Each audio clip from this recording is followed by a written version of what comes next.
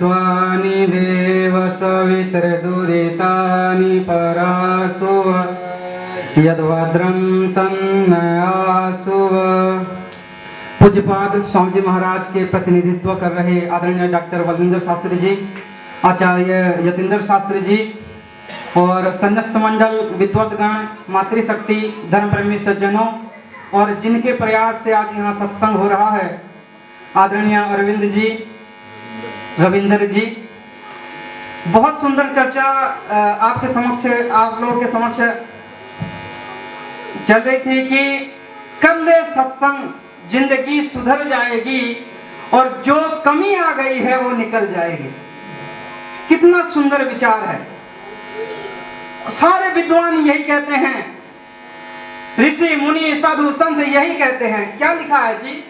सठ सुधरई सत संगति पाई, पारस परसी को धातु सुहाई। ओम बोलो ओम बोलो ओम बोलो। कहा कि जो दुष्ट व्यक्ति होता है वो भी साधु के संगति में आकर के सुधर जाता है। कैसे? कहा जिस प्रकार पारस मणि के समक्ष कोई भी धातु रख दो, चाहे कोई भी हो, लोहा हो, पत्थर हो, कोई भी धातु को रख लो, किसी भी वस्तु को रख लो, उसके संपर्क में जो भी वस्तु आती है कहा जाता है वो भी कीमती हो जाती है। तो इसीलिए कहते हैं, विद्वान कहते हैं, साधु संत कहते हैं, महात्मा कहते हैं, ऋषि दयानंद जी कहते हैं, संत शिरोमणि स्वामी सर्वानंद जी महाराज कहते हैं हमें सत्संग में आना चाहिए और अच्छे अच्छे उपदेशकों के, साधु संतों के विचार को सुनना चाहिए। स्वामी सर्वानंद जी महाराज अपने प्रवचन में कह रहे थे कि जब लोगों ने प्रश्न किया, स्वामी जी लोगों के लिए कोई संदेश, तो स्वामी सर्वानंद जी सरस्वती कहते हैं मैंने अपने जीवन में केवल 2 ही कार्य किए। लोगों ने प्रश्न किया कि महाराज बताइए वो कौन सा कर्म है, तो स्वामी सर्वानंद जी महाराज कहते हैं मैंने एक तो सेवा की है और एक प्रचार। प्रचार से क्या होता है जी? लोगों को प्रचार करके, लोगों को वेदों का ज्ञान दे करके, संगत में बुला करके लोगों को उस ऋषि दयानंद जी के विचार, उस परमपिता परमात्मा के जो सही अर्थ में परमपिता परमात्मा है उसको बताने का कार्य किया है। संगति में आना बहुत ही आवश्यक है। संगति से ही जीवन सुधर जाता है। कहा गया है कि जाड्यम धियो हरति सिंचति वाचि सत्यम, मानो नति दिशति पापम अपाम करोति, चेतः प्रसादयति दिक्षु तनोति कीर्तिम, सत्संगति कथय किम न करोति पुंसाम। कहा कि जो व्यक्ति सत्संग में आ जाता है ना, जाड्य धियो हरति, बुद्धि के अंदर जो जड़ता है वो दूर हो जाती है। जाड्यम धियो हरति सिंचति वाचि सत्यम, और सत्यता का सिंचन करती है कौन जी? सत्संगति। मानो नति दिशति, लोग जो व्यक्ति सत्संग में आ जाता है वो बोलो हमेशा अच्छा कर्म करता है ना, जो अच्छा कर्म करेगा लोग, दुनिया उसको पूछती है कि नहीं पूछती है? पूछती है। जो व्यक्ति अच्छा कर्म करता है हमेशा वो पूजा को प्राप्त करता है। इसीलिए कहते हैं मानो नति दिशति, चहुं और चारों दिशाओं में उसकी मान की उन्नति होती है। पापम अपाम करोति, अगर कोई व्यक्ति पाप कर रहा है, हमेशा बुरे कर्मों में लिप्त है और वो तो सत्संग में आ जाता है वो व्यक्ति, तो पापम अपाम करोति, वो पाप से निष्पाप की ओर चला जाता है। इसीलिए तो ग्रंथकार कहते हैं क्षणम अपि सज्जन संगति रेका भवति भवान बतरणे नौका।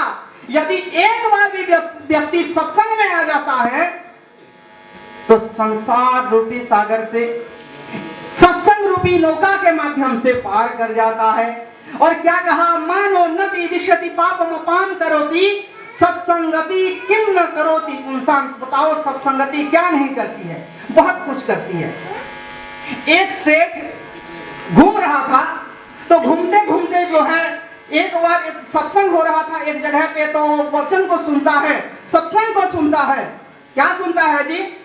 कहा यदि अपने अंदर आत्मा को शुद्ध करना चाहते हो, पवित्र करना चाहते हो और सुख प्राप्त करना चाहते हो, शांति प्राप्त करना चाहते हो, तो वो जो शांति है ना वो कहाँ मिलेगी? तो कहा वो परमपिता परमात्मा के पास मिलेगी। परमपिता परमात्मा के शरण में जाओ। वो जो सेठ था दर बदर नगर नगर जगर जगर घूमता रहा, परमपिता परमात्मा उसे कहीं नहीं मिला। तो एक बार जो है कहीं पे सत्संग हो रहा था, उस सत्संग में पहुंचा।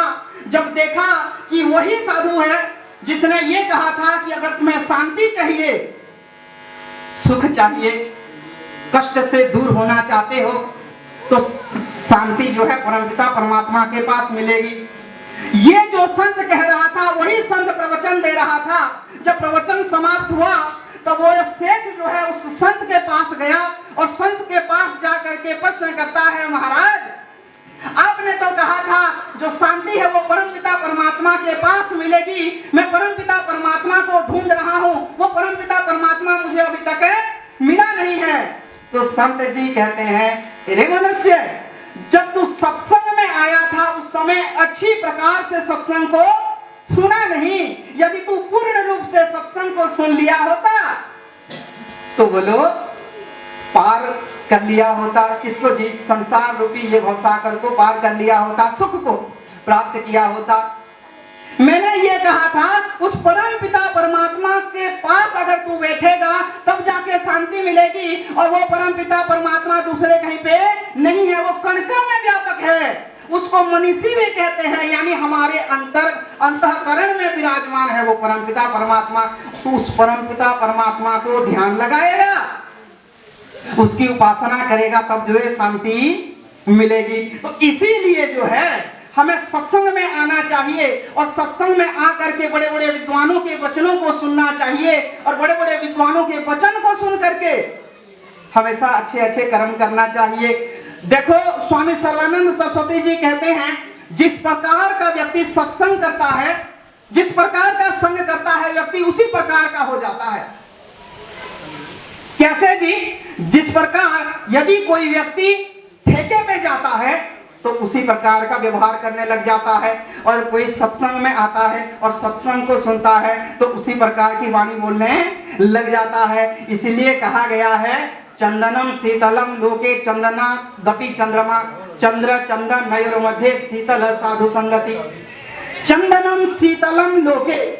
किसी विद्वान से प्रश्न किया भगत ने कि महात्मा जी बताइए संसार में शीतल वस्तु क्या है?